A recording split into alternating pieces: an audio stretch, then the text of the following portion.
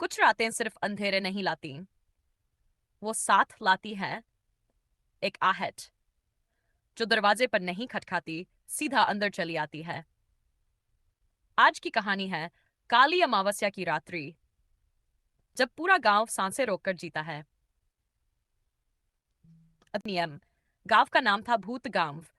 चारों तरफ जंगलों से घिरा एक मंदिर और बस 36 घर। गांव में एक नियम था, काली अमावस्या की रात सूरज ढलने से पहले अपने घरों में बंद हो जाओ और खिड़कियां मत खोलना। कथा का नायक अर्जुन, 20 साल का शहर से आया युवक जो अपने दादाजी के साथ गांव में कुछ दिन रहने आया था। उसे लगा ये सब अंधविश्वास है, लेकिन उसकी जिज्ञासा ही उसकी सबसे बड़ी भूल साबित हुई।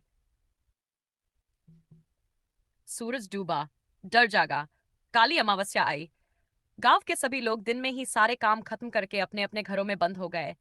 दरवाजे में लोहा ठोका गया, तुलसी के नीचे दीप जलाया गया, हर खिड़की, हर झरोखा लाल कपड़े से ढक दिया गया। दादाजी ने अर्जुन से कहा, रात को कोई भी आवाज सुनाई दे, चाहे कितना भी कोई पुकारे, बाहर मत जाना। अर्जुन ने हंसते हुए कहा, दादा, मैं शहर से आया हूं, ये सब दकियानूसी बातें मुझ पर असर नहीं करती। अध्याय 3। पहली दस्तक। रात के ठीक 11:40 पर दरवाजे पर कोई दस्तक दे रहा था। अर्जुन, दरवाजा खोलो, मैं हूं दीदी, सुनो ना। एक औरत की आवाज जो उसके शहर वाली बहन जैसी लग रही थी। अर्जुन चौंक गया, यहां मेरी दीदी कैसे?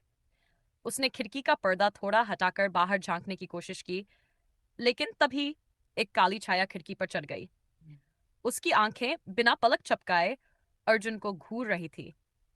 अब तूने देख लिया है अर्जुन, अब तुझे आना ही होगा। अध्याय 4। गांव का रहस्य। दादाजी दौड़कर आए। उन्होंने अर्जुन की आंखों पर गंगाजल छिड़का और मंत्र पढ़ना शुरू किया।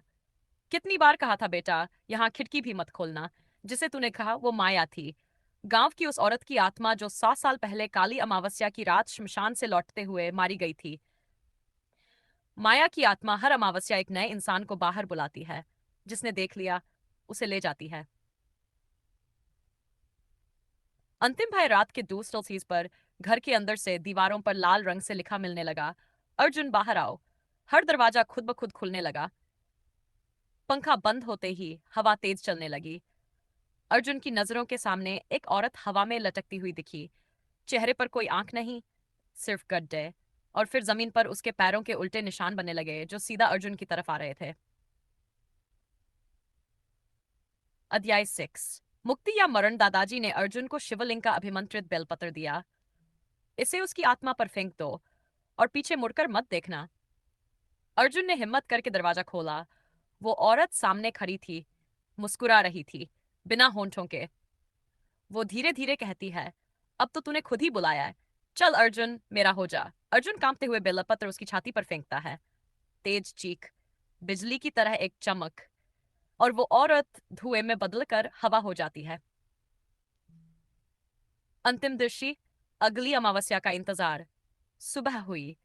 गांव फिर शांत हो गया, लेकिन अर्जुन अब वैसा नहीं था। उसकी आंखों में हर वक्त डर था, क्योंकि जाते जाते माया ने कान में कुछ फुसफुसाया था। अगली काली अमावस्या तू मुझे बुलाएगा। धीमी शिव मंत्र ध्वनि के साथ रहस्यमयी पृष्ठभूमि।